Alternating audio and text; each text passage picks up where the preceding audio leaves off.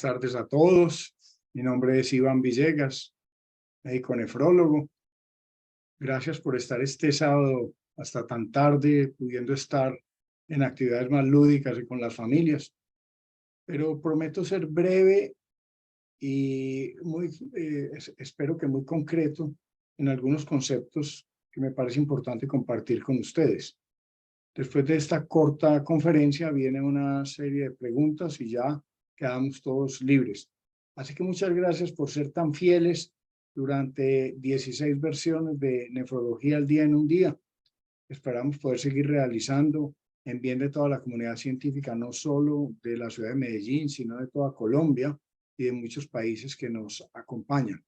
Recuerden que todo esto ustedes lo van a tener en grabaciones en nuestro sitio web y que van a recibir también un certificado que da fe de que ustedes estuvieron en estas charlas en el día de hoy.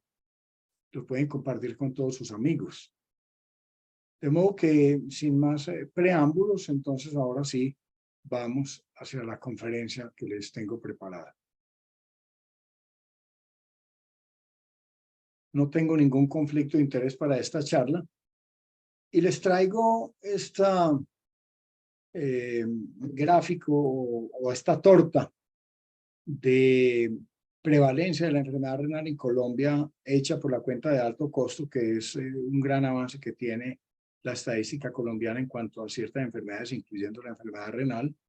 Es la situación más reciente que se tiene estadística, que es en el año 2021, donde ustedes ven que por lo menos 3 millones de colombianos tienen algún grado de alteración renal como microalbuminuria o proteinuria o hipertensión arterial o alteraciones de diabetes que afectan el riñón con elevaciones de la creatinina, muchos de ellos, y en los cuales la mayoría de pacientes están en los primeros 3 estadios de enfermedad renal, pero que cada vez tenemos más pacientes en estadios 4 y 5. Desafortunadamente, a pesar de los avances en los últimos 40 años en la nefrología, todavía seguimos en una etapa de oscurantismo. Y oscurantismo no solo en Colombia, sino en todo el mundo, porque nosotros estamos disparando la loquedad. Si un paciente le pone hipertenso, pues le disparamos a la hipertensión. Si se pone diabético, solo a la diabetes, pero no sabemos cómo prevenir estas enfermedades. Tampoco sabemos cómo podemos evitar que un paciente específico sufra de cierta enfermedad. Por ejemplo, ¿por qué apenas un porcentaje muy pequeño de los hipertensos llega a falla renal? ¿Por qué una tercera parte de los diabéticos y mucho puede llegar a falla renal? Y eso asusta mucho a la gente, tener diabetes. Entonces todavía nos falta mucho. Es posible que con la medicina de precisión, en un futuro, con estudios genómicos, podamos llegar a saber a quiénes tratar, incluso desde pequeños, porque también tiene que ver mucho el desarrollo fetal, tiene que ver mucho el desarrollo de los riñones en los pacientes según el estadio gestacional, para saber si es adecuado el desarrollo que están haciendo. O sea que la medicina todavía nos tiene muchas sorpresas. ¿Esto por qué? Porque lo que sí sabemos es que hay muchas enfermedades que se asocian más a enfermedad renal. La diabetes y la hipertensión ya las mencioné y hacen por lo menos el 80% de los casos. El consumo de antiinflamatorios no esteroideos, aunque no en mucha gente, o a veces de ciertos antibióticos, etcétera, etcétera. Ustedes ven la lista, es muy larga, no se las voy a decir. Pero la progresión de la enfermedad renal es múltiple. Y cuando es múltiple, el tratamiento es múltiple. Y esto quiere decir que sabemos muy poquito. Muy poquito, ¿por qué? Porque nosotros en este momento, ya les decía, nos enfocamos a lo que aparece. Si un paciente está diabético, pues entonces le estamos dando estos medicamentos que han aparecido en los últimos 20 años.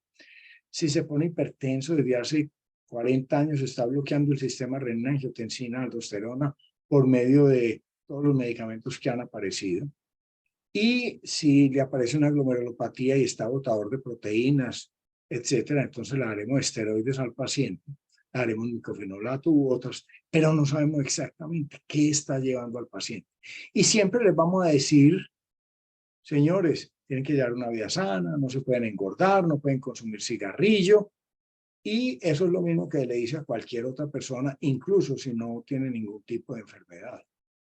Lo que quiere decir es que el riesgo residual en la enfermedad renal sigue siendo muy alto a pesar de los avances. ¿Avances como cuáles? Por ejemplo, en los años finales de los 80 aparecieron los inhibidores de la enzima convertidora y se empezaron a hacer de inmediato estudios, sobre todo en diabéticos. Posterior, 10 años después se hicieron con los ARA2, como el losartán, el irbesartán, y ahora en los últimos 3 años han aparecido estudios con los SGLT2 inhibidores y también con bloqueadores de mineralocorticoides.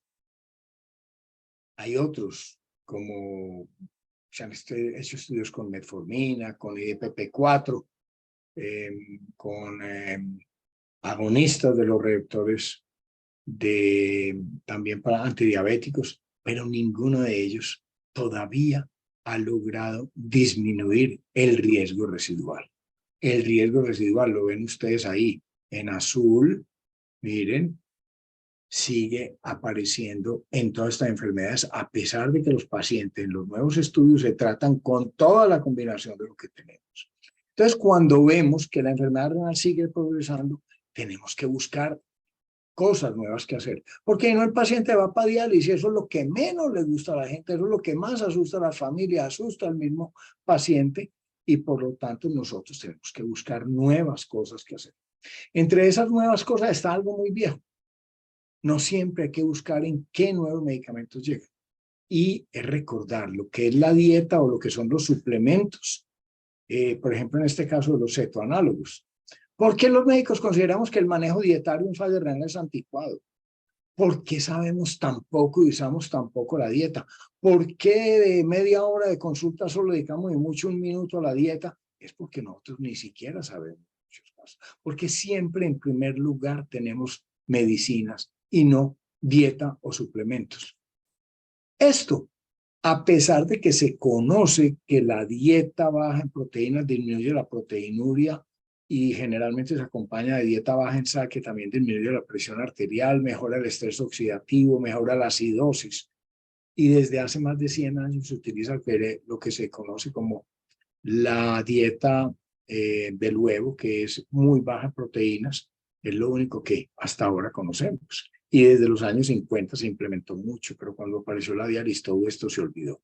Y se olvidó hasta que hubo un estudio en el 90, el EMDRD, pero desafortunadamente, a pesar de que lo hicieron con todo el dinero del mundo y supervisión, el cumplimiento fue muy bajo y los resultados fueron apenas tangenciales. ¿Por qué ahora hay un nuevo interés, además de lo que yo les decía ahora de que los medicamentos que conocemos para la progresión de la enfermedad renal pues no nos han dado todos los resultados que queríamos?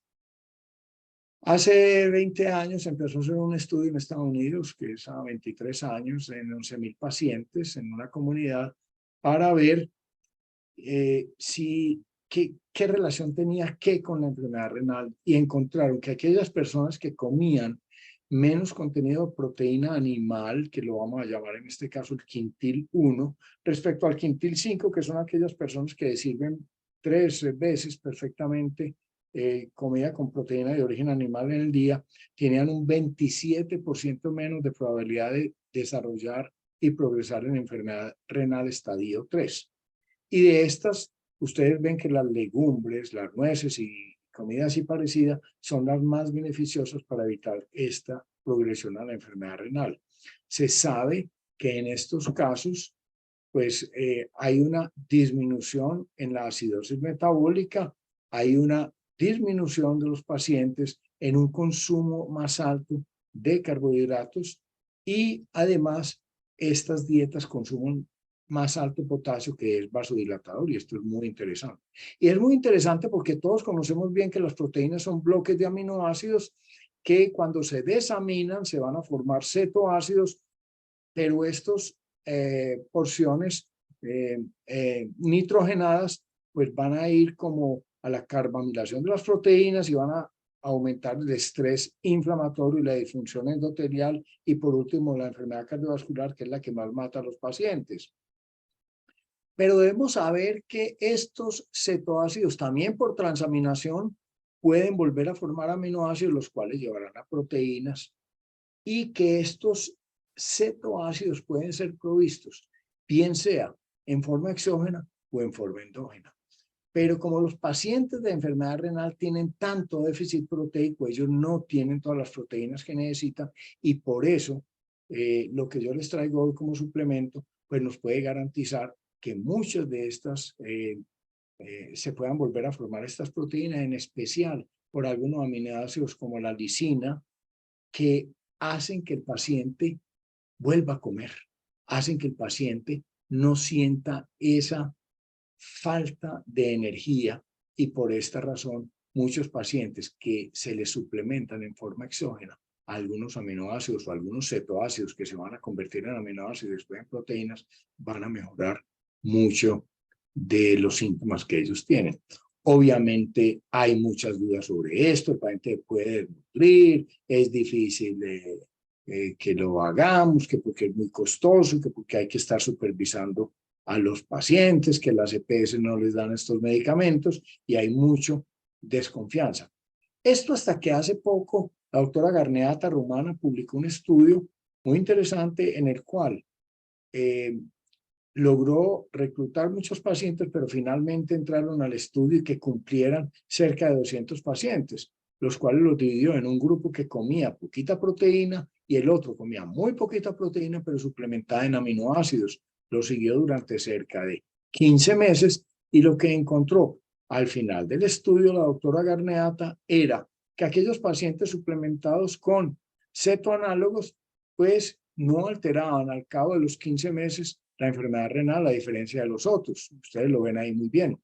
También que el nitrógeno ureico pues no aumentaba en aquellos pacientes, disminuía cuando era con cetoanálogos, y que el bicarbonato y el estado ácido básico mejoraba tremendamente. Por último, el estado fosfórico y el metabolismo calcio-fósforo también les mejoraba a estos pacientes que cumplieron bien la dieta, y como ustedes ven ahí, arriba son aquellos que no progresaron la enfermedad renal, y abajo 30% de progresión de la enfermedad renal al cabo de un año en quienes tenían dieta baja en proteínas, pero no se suministraron con este tipo de suplemento. Esto no es un medicamento como tal, es un, llamémoslo más bien, que es una dieta extra que se da al paciente en forma de capsulitas.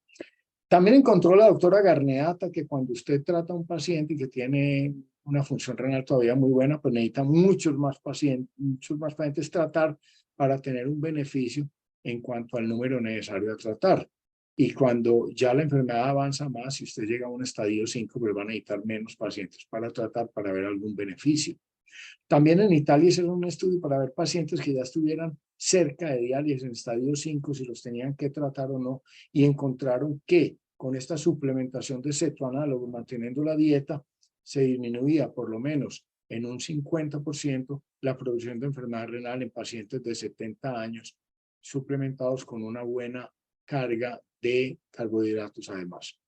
En Colombia hay alguna experiencia, yo les traigo alguna que me suministraron en el Centro de Excelencia Cabiquer en la ciudad de Medellín, con más de 500 pacientes seguidos en promedio 18 meses y de todas las edades, y con los cuales también se vio un beneficio con un cumplimiento muy alto de cerca del 85% de adherencia a la medicación, y lo mismo al ketosteril en 83%, mostrando que la creatinina después de cerca de 18 meses bajaba de 3,4 a 3,2. Entonces esto es bastante interesante.